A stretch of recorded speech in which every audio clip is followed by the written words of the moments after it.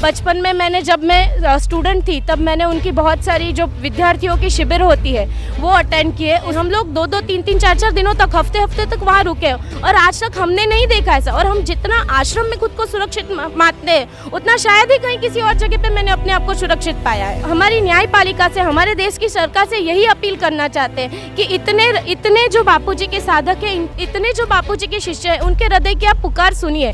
हमारे देश की मीडिया से कि अगर आप झूठी बातों को या सिर्फ सुनी बातों को इतनी हवा दे रहे हो तो सिर्फ एक बार सच्चाई आप भी दिखा के देखो। अगर इतने लोग उनके समर्थन में खड़े हैं तो जरूर कुछ ना कुछ सच्चाई होगी। मुझे जब पता चला, मैं दुबई में थी तब, कि यहाँ बापूजी के लिए ऐसा कुछ आयोजन हुआ है, लेकिन मेरे पति नहीं आ पाए तो मैं सिर्फ अपने बच्चे को लेके आई हूँ यहाँ पे। आज मेरे बच्चे को बुखार है, फिर भी मुझे ऐसे हृदय से हुआ कि हमारे गुरुदेव हम सबके लिए इतना सोच रहे, तो क्या मैं एक बार उनके लिए खड़ी नहीं हो सकती? और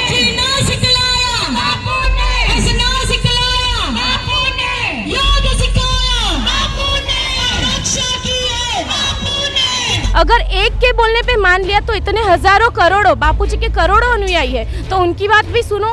उनको इतने हेल्थ इश्यूज है, फिर भी उनके लिए एक दिन की बेल नहीं हो रही है। तो इतना पावर क्यों? इतना सिर्फ उनके केस पे ही सकता है क्यों?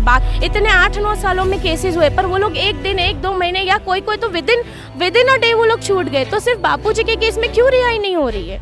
मैं न्यायपालिका से यही कहना चाहूँगी कि मुझे आप पे पूर्ण विश्वास है और मुझे पता है कि भारत देश के अंदर कभी भी सच्चे संतों के साथ अन्याय नहीं हो सकता। अपने सब लोगों के हृदय की भावनाओं को समझिए, सुनिए और ज़रूर इस पर जल्द से जल्द कार्रवाई कीजिए और बापूजी को ससम्मान रिहाई दीजिए। मेरा नाम निकिता है।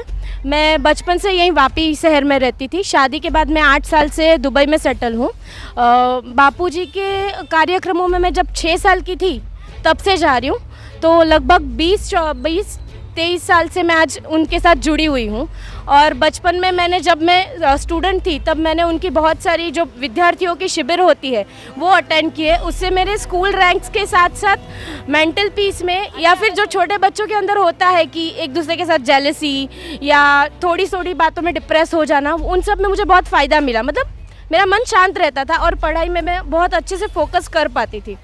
उसके अलावा बापूजी के बहुत सारे और कार्य हैं, जैसे कि मातृ पितृ पूजन दिवस। तो मातृ पितृ पूजन दिवस मैं सिर्फ ये नहीं मानती कि बापूजी की साधकों या हिंदू धर्म तक नहीं, मुझे लगता है पूरे विश्व में ये मनाना चाहिए।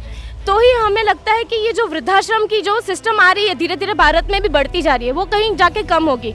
इसके अलावा युवा धन सुरक्षा, इसके अलावा व्यसन मुक्ति और सबसे बड़ा मुद्दा है धर्मांतरण का।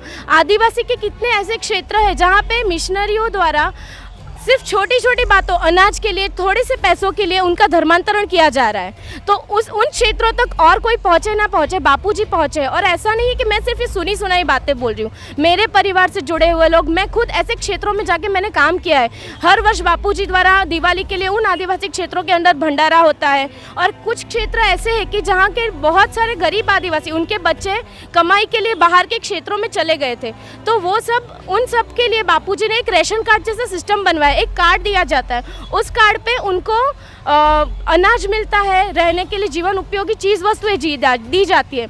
उसके अलावा जो कुछ क्षेत्र ऐसे हैं जहाँ पे बापूजी भोजन करो योजनाएं चलाते हैं, जिसके अंदर जो गरीब लोग हैं, जो वृद्ध हो चुके हैं, जो कुछ काम करके अपनी आजीविका नहीं चला सकते, वैसे लोगों के लिए बापूजी उनको बुलाते हैं, उनको भोजन देते हैं, उनसे पूरा दिन सिर्फ भजन करवाए जाते हैं। वो उनको जो भी भगवान का नाम पसंद हो वो ले सकते हैं। और उसके बाद में उनको पैसे दिए जाते हैं, कुछ दक्षिणा के रूप में, कुछ प्रसाद दिया जाता है। और ऐसे तो सिर्फ मैं एक क्षेत्र, सिर्फ गुजरात की, सिर्फ महाराष्ट्र की बात नहीं कर रही हूँ, बहुत सारे ऐसे क्षेत्र और ऐसी सेवाएं सिर्फ बापूजी की भारत के ही अंदर इतनी ज़्यादा चल रही है। तो मैं हमारे देश की मीडिया से कि अगर आप झूठी बातों को या सिर्फ सुनी बातों को इतनी हवा दे रहे हो तो सिर्फ एक बार सच्चाई आप भी दिखा के देखो। हमारी न्यायपालिका से, हमारे देश की सरकार से यही अपील करना चाहते हैं कि इतने जो बापूजी के साधक हैं, इतने जो बापूजी के शिष्य हैं, उनके हृदय की आप पुकार सुनिए। अगर इतने लोग उनके समर्थन में खड़े हैं तो ज़रूर कुछ ना कुछ सच्चाई होगी, वरना ऐसे ही तो ये शक्य नहीं है कि इतने लोग अपना काम धाम छोड़ के, इतना सब कुछ छोड़ के। मुझे जब पता चला, मैं दुबई में थी तब, कि यहाँ बापूजी के लिए ऐसा कुछ आयोजन हुआ है। मैं हर साल में बार नहीं आ सकती, पर मुझे लगा कि नहीं, इस बार एटलीस्ट मुझे आना है।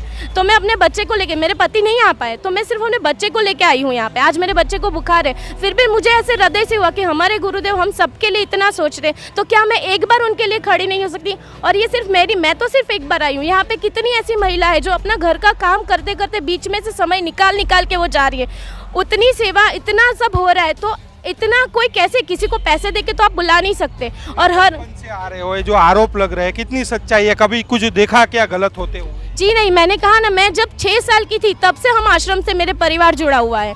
मेरे परिवार में मेरी दो तीन मासियाँ हैं, मेरी मामियाँ हैं, मेरी मम्मी है, मेरी नानी ने भी बापूजी से दीक्षा ली थी, उनका गए वर्ष देहांत हुआ, तो अब तक वो भी बापूजी को मानती थी। और मैंने कहा ना, मेरे सारे मोस्टली वेकेशंस उनकी जो विद्यार्थियों के लिए शिविर होती थी उसमें थे, उसमें हम लोग जाते ही थे। उसके बाद हर पूनम में हम जाते थे, या फिर ऐसा कुछ हो, जन्माष्टमी है या कुछ और हो, तो हम हमेशा जाते थे। और ऐसा नहीं है कि सुबह जाके शाम को आ गए, हम लोग 2-2, 3-3, 4-4 दिनों तक, हफ्ते तक वहाँ रुके, और आज तक हमने नहीं देखा ऐसा। और हम जितना आश्रम में खुद को सुरक्षित मानते हैं, उतना शायद ही कहीं किसी और जगह पे मैंने अपने आप को सुरक्षित पाया है। अगर एक के बोलने पे मान लिया तो इतने हजारों करोड़ों, बापूजी के करोड़ों अनुयायी है, तो उनकी बात भी सुनो।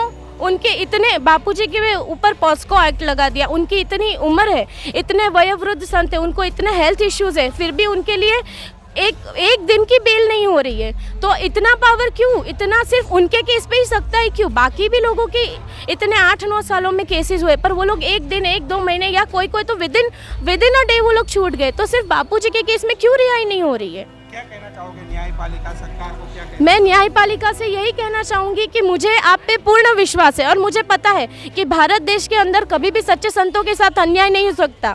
ठीक है, थोड़ी देर हुई है, पर अब आप इतने सब लोगों के हृदय की भावनाओं को समझिए, सुनिए, और ज़रूर इस पर जल्द से जल्द कार्रवाई कीजिए और बापूजी को ससम्मान रिहाई दीजिए।